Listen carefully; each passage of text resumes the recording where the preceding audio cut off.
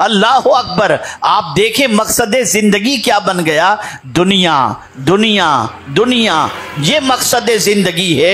मैं आपसे पूछना चाहता हूं, क्या कुरान ने इसीलिए हमको बताया है, अल्लाह ने इसीलिए हमको पैदा फरमाया कि हम दुनिया में गुम हो जाएं, दुनिया की ऐश मस्ती के अंदर गुम हो जाएं, दुनिया के तायुशात में डूब जाएं और दुनिया की मौज मस्ती ही को अपनी जिंदगी की गर्ज़ो गायत बना दें? नहीं नहीं, ये हमारी भूल है और ये भूल करने की वजह से आज दुनिया में हम पैरों तले रौंदे जा रहे हैं, हमारा मकाम खत्म हो चुका है। लेकिन आप अगर देखें, जो लोग अपने क्रिएट का मकसद समझ लेते हैं, अपने पैदा होने का मकसद समझ लेते हैं, अपना मकसद जिंदगी जान लेते हैं और उस पर जब चलना शुरू कर देते हैं तो फिर उनके पास आलीशान मकान हो या न हो, मेरा रब उन्हें इज्जत के ताज अता फरमा दिया करता है, उन्हें वकार का ताज अता फरमा दिया करता है, उन्हें बुलंदो बाला मकाम अता कर दिया जाता है और उन्हें इज्जत और सरबुलंदी अता कर दी जाती है।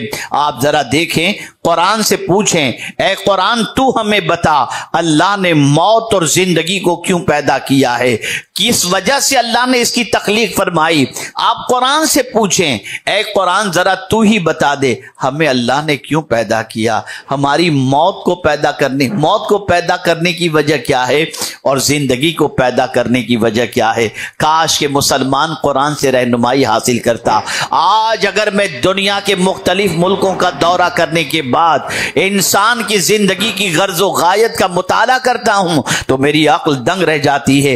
इंसान अपने मकसद हयात से बहुत दूर निकल चुका है, वो मकसद हयात भूल चुका है, वो मकसद पैदाइश भूल चुका है, वो मकसद जिंदगी भूल चुका है, वो गुम हो चुका है, ऐसे रास्ते पर चल पड़ा है जिस रास्ते पर चलने के बाद उसको कांटे तो मिल सकते हैं, फूल कभी नसीब नहीं हो सकते। उस रास्ते का मुसाफिर बन गया जिस रास्ते पर चलने के बाद उसकी जिंदगी में बेकरारी तो बढ़ सकती है, सुकून नहीं आ सकता। उस रास्ते पर चल पड़ा है जिस रास्ते पर चलने के बाद उसके दिल के अंदर इस्तराब तो पैदा हो सकता है, सामान्य तस्कीन नसीब नहीं हो सकता। आज हम देखें, इंसान बहुत बुलंदी पर जा रहा है और सामान्य तायुशात उसके पास बेशुमार आ चुके हैं, लेकिन अगर परेशान है तो इस बात से कि मेरी जिंदगी में सुकून नहीं है, बेकरारी दरवाजे पर ही दस्तक नहीं दे रही, बेकरारी दिल के अंदर आ चुकी है, घर कर चुकी है। आइए मैं समझाता हुआ चलूं, मकसद जिंदगी क्या है? तो कुरान कहता है, अल्लज़ी खलक़ल मौत वल हयात लियब्लुवकुम अय्युकुम अहसनु अमला। उसी ने तुमको पैदा किया, मौत और जिंदगी को उसी ने पैदा किया। क्यों पैदा किया? क्यों पैदा किया? लियब्लुवकुम, ताकि तुम्हें आजमाए। पता चला जिंदगी आजमाइश का नाम है, हमारी जिंदगी का एक एक लम्हा इम्तिहान का है। हम यहां पर एग्जाम हॉल के अंदर बैठे हैं, ये दुनिया है क्या? ये इम्तिहान की जगह है कि इस इम्तिहान की जगह के अंदर आप जरा सोचें। मैं थोड़ा सा आपके जहन को मजमून से करीब करते हुए मैं अर्ज करूं ताकि आप समझ सकें। आप में से बहुत सारे बच्चे तालीम के मैदान के अंदर तब आजमाई कर रहे हैं और किस्मत अपनी आजमाते हुए नजर आते हैं। आपने एग्जाम का मामला देखा होगा, एग्जाम हॉल का मामला देखा होगा।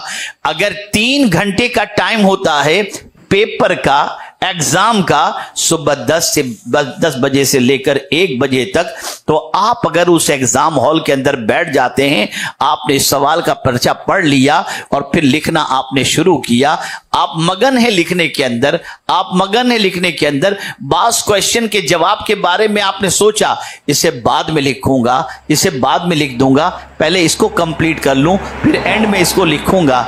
इतने में तो आवाज आती है, टाइम इज ओवर। आप कहें सर 5 मिनट का, नहीं, आपका टाइम फिनिश हो चुका, पेपर आपके हाथ से छीन लिया जाएगा।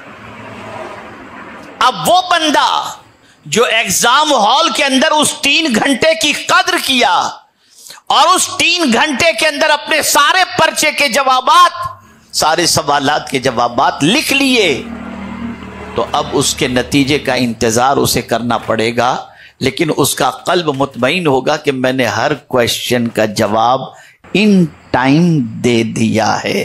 ہماری زندگی بھی اس دنیا کے اندر ایگزام ہال کے اندر ہے۔ ہماری زندگی کا پیریڈ بھی جب کمپلیٹ ہونے والا ہوگا، ہم کہیں گے موت کے فرشتے کو قریب دیکھ کر، پروردگار تھوڑی سی مہلت دے دے، تو پروردگار فرمائے گا اولم نعمرکم ما یتذکر فی، کیا میں نے تجھے زندگی نہیں دی تھی، عمر نہیں دی تھی، تو نے نصیحت کیوں حاصل نہیں کی؟ No time, time is over, finish, اب تمہیں ایک لمحے کا بھی ٹائم نہیں دیا جائے گا، اور موت کا آہنی پنجہ اپنی گرفت میں لے لے گا، انسان اس دنیا سے کچھ کر جائے گا۔ اب وہی بندہ سکسیس ہوگا جس نے اپنی لائف کو اس کام کے اندر خرچ کیا ہوگا جو پرپز آف لائف تھا، یعنی اس دنیا میں اس نے زندگی کے مقصد کو سمجھ کر اگر نیکی کی ہوگی تو وہ سکسیس ہوگا۔ اور جو آج ہماری قوم جن کا ایک پیٹرن سینٹنس ہے، چوراہے پر بیٹھنے والے، نکڑوں پر بیٹھنے والے، ڈھابوں پر بیٹھنے والے، اگر مسلمانوں سے پوچھا جائے کیا کر رہے ہو، ٹائم پاس کر رہے ہیں۔ آپ کے پاس کرنے سے ہی ٹائم ہوگا، ٹائم کسی کے باپ کی نہیں سنتا، وہ تو خود سے پاس ہوتا ہی چلا جاتا ہے، وہ کسی کا انتظار نہیں کرتا۔ میں آپ سے پوچھنا چاہتا ہوں، جس قوم کے نگاہوں کے اندر ٹائم کی کوئی اہمیت نہ ہو اور ٹائم پاس کر رہی ہو، اس قوم کو عزت و سربلندی نصیب نہیں ہوا کرتی۔ آپ جانتے ہیں اللہ والوں نے ٹائم کی قدر کی، قیامت میں ٹائم کے بارے میں پوچھا جائے گا، بندے تو نے اپنا وقت کس کام کے اندر گزارا؟ بتا، وقت بھی میرا دیا ہوا تھا، زندگی بھی میری دی ہوئی تھی، تجھے میں نے قرآن کی شکل کے اندر ایک ٹارگٹ دے دیا تھا، تجھے ایک کتاب دے دی گئی تھی، تجھے کیا کرنا ہے یہ میری کتاب تجھے بتانے والی تھی، کیسے کرنا ہے میرا محبوب بھیج دیا تاکہ وہ تمہیں بتائے کہ تمہیں کس طرح لائف گزارنی ہے، لیکن تم نے پرپز آف لائف یہ سمجھا انجوائے کرو، یہ انجوائے کی جگہ نہیں تھی۔ اگر کوئی ایگزام ہال میں جا کر کے ڈانس کرے تو وہ کبھی سکسیس نہیں ہو سکتا۔ ایگزام ہال کے اندر تو سیریس رہنا ہوگا، پیپر کی تیاری کرنی ہوگی، محنت کرنی ہوگی، پیپر ٹائم پر کمپلیٹ کرنا ہوگا، تب جا کر کے تم نتیجے کے اندر کامیابی حاصل کر سکو گے۔ آپ ذرا سوچو، اللہ نے ہمیں اس لیے پیدا کیا، موت کو اس لیے پیدا کیا، زندگی کو اس لیے پیدا کیا تاکہ ہم اچھے کام کریں، نیک اعمال کریں۔ پرپز آف لائف یہ ہے کہ اس دنیا میں اچھے کام کرو تاکہ جہاں سے آئے ہو وہاں جب پلٹ کر کے جاؤ تو تمہاری زندگی وہاں کی خوشگوار گزر سکے۔ ہم یہاں کے لیے آئے ہی نہیں ہیں، توجہ چاہوں گا جملے پر، جس دنیا میں ہم رہ رہے ہیں نا، اس دنیا کے لیے ہم آئے ہی نہیں ہیں۔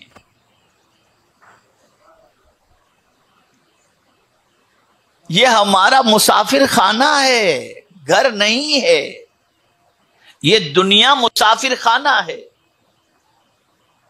مسافر خانہ کس کو کہتے ہیں؟ آئیں جائیں، لوگ آتے ہیں رکتے ہیں چلے جاتے ہیں، آتے ہیں رکتے ہیں چلے جاتے ہیں۔ مسافر خانہ کسی کا پرماننٹ ٹھکانہ نہیں ہوتا۔ کل کچھ لوگ تھے چلے گئے، آج ہم ہیں، ہم چلے جائیں گے، پھر کچھ لوگ آ جائیں گے۔ یہ دنیا مسافر خانہ ہے اور ہم نے کیا سمجھ لیا؟ یہ پرماننٹ ریسیڈنس ہے ہمارا، پرماننٹ ہمارے لیے رہنے کی جگہ ہے۔ نہ، یہی سب سے بڑی غلطی ہے۔ سب سے پہلے تو یہ سوچ بناؤ، یہ فکر بناؤ کہ ہم جس زمین کے اوپر ہیں، جس دنیا میں، یہاں ہم پرماننٹ رہنے کے لیے نہیں آئے۔ یہ پہلے مائنڈ سیٹ کرو۔ جب یہ مائنڈ سیٹ ہو جائے گا تو ایک دوسرا سوال دماغ کے اندر آئے گا، تو پھر پرماننٹ کہاں رہیں گے؟ اگر یہ ٹیمپریری جگہ ہے تو ہے کوئی پرماننٹ جگہ؟ تو قرآن کہتا ہے ہاں، اگر ایمان پر خاتمہ ہوا تو جنت تمہاری پرماننٹ جگہ ہے، وہ پرماننٹ جگہ ہے۔ آپ جانتے ہیں، میں ایک آیت کریمہ پڑھ رہا تھا کل، رونگٹے کھڑے ہو گئے۔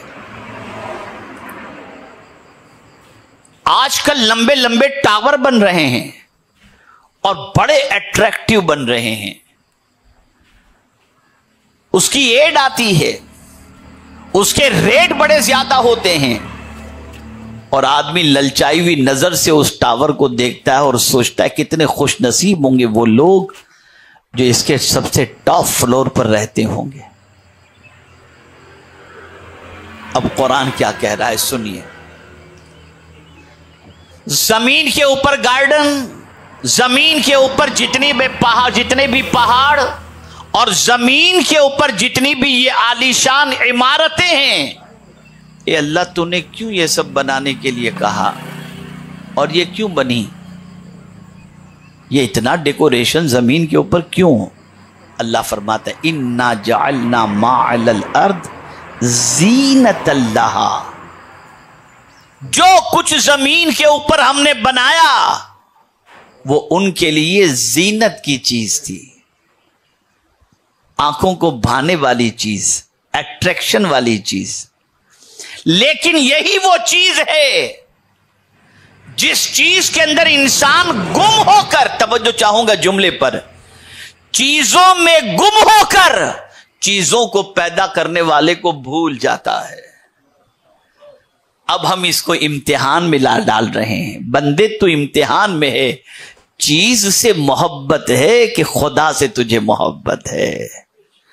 ہم دیکھتے ہیں کہ بندہ ان کشش والی چیزوں کی طرف مائل ہو کر اسے پانے کے لیے حرام کی طرف بڑھ جاتا ہے، حلال کی توجہ چھوڑ دیتا ہے، ٹوپی پہناتا ہے، لوگوں سے پیسے اینٹتا ہے، نہ جانے کیا کیا کرتا ہے، اور چاہتا ہے کہ اس کی آسائش کی زندگی ہو جائے۔ پتہ چلا مقصد زندگی بھول گیا۔ مقصد زندگی یہ نہیں تھا کہ اس کو فلیٹ مل جائے، مقصد زندگی یہ نہیں تھا کہ اس کو محل مل جائے، تو پھر مقصد زندگی کیا ہے؟ مقصد زندگی یہ ہے کہ تو اپنی مرضی کی زندگی نہیں، خدا کی مرضی کی زندگی گزار۔